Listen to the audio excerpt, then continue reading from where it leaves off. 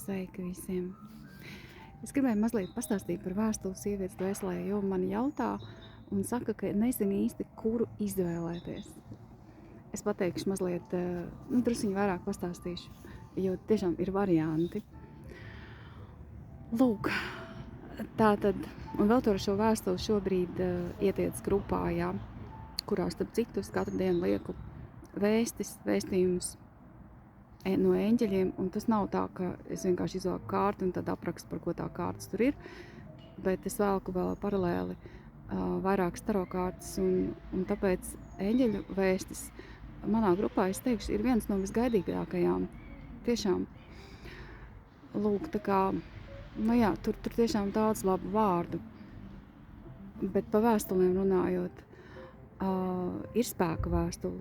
Nu, attiecīgi, protams, ka šī vēstule būs orientēta uz to, lai tevī ne tikai stiprinātu, bet lai tu apzinātos savus resursus. Es izcelšu to, ko man rāda kā tavu resursu. Un tas uzreiz ir, saproti, apzināties savu resursu, tas ir spēks. Jā, tu zini, ko likt lietā, jā. Resursi, jā, jo parasti mēs tā kā mēdzam koncentrēties uz tieši saviem neresursiem, to, kā mums nav. Nu, lūk, apstiprinājums, viens jau tur raud. Nu jā, tas sinhronitātes starp citu, jā. Nu labi, tas tā īstumā, jā. Tad ir drosmīgās patiesības vēstule, jā.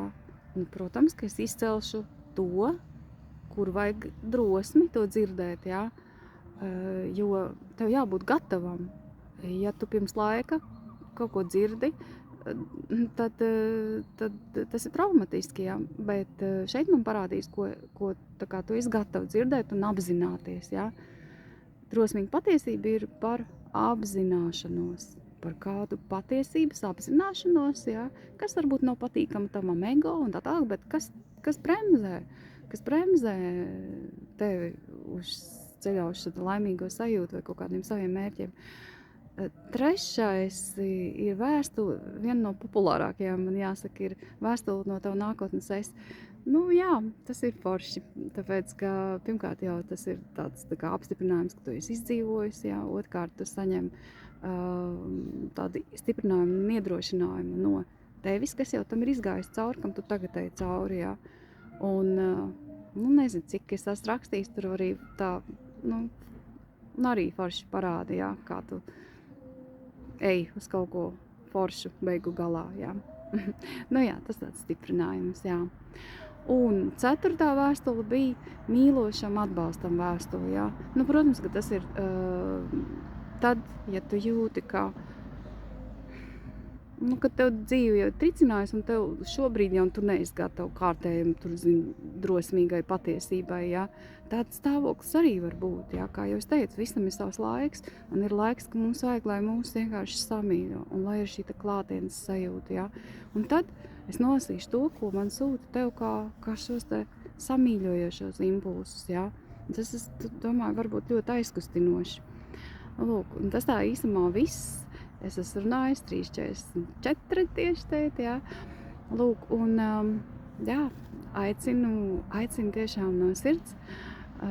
Tas ir mans tāds mīlestības darbs. Un arī aicinu skrupiņu. Tie gaismas apļi, protams, ir ārkārtīgi paši pa sevi jēdzīgi un spēcīgi. Un šobrīd es arī darīšu visu, lai tur iekustinātu šo jaudu, ja. Labi, tā kā, ja tu esi gatava šim te visam, nāc, es gaidīšu tevi grupiņā. Tā!